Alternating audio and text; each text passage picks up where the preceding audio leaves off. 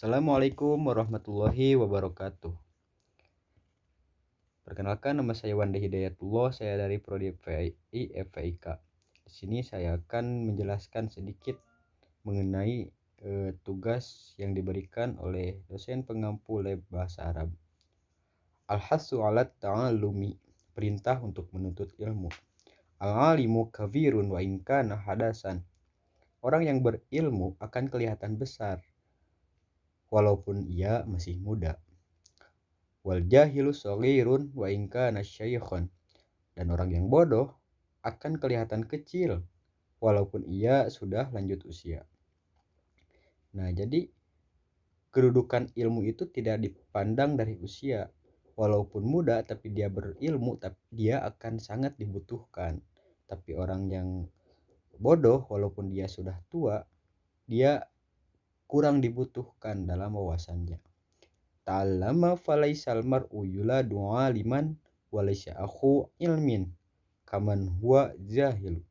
Belajarlah karena manusia tidaklah dilahirkan dalam keadaan berilmu, dan tidaklah sama antara orang yang berilmu dan orang yang bodoh. Nah, di sini jelaskan bahwa kedudukan orang yang berilmu dan orang yang bodoh itu tidak sama, bahkan sangat beda. Nah, maka di sini dijelaskan bahwa belajarlah, kita harus belajar. Karena manusia itu tidak dilahirkan dalam keadaan berilmu, tidak dilahirkan dalam keadaan tahu akan ilmu-ilmu yang ada di dunia maupun di akhirat. Sehingga kita bisa dibedakan antara orang yang berilmu dan orang yang bodoh. Dan kita bisa berpikir sebelum bertindak agar semua yang dijalani oleh kita bisa berjalan dengan lancar. Wa inna kabiral qaumi la ilma indah shaghirun idza taffat alaihi mihafilu.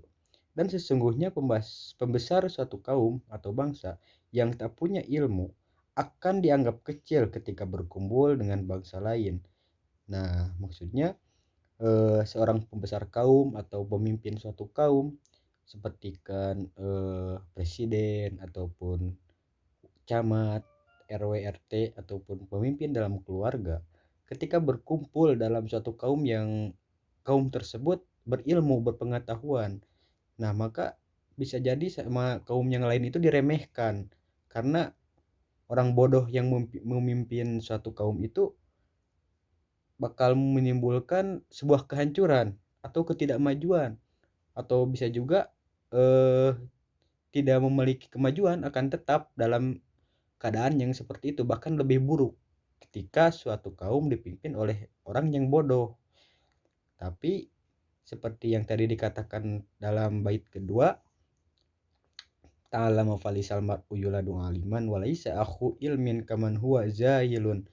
Belajarlah karena tidak ada orang yang dilahirkan dalam keadaan berilmu, yang sehingga kedepannya jika kita belajar, kita bisa memimpin suatu kaum dengan wawasan tinggi, yang sehingga suatu kaum tersebut bisa mengalami kemajuan yang pesat.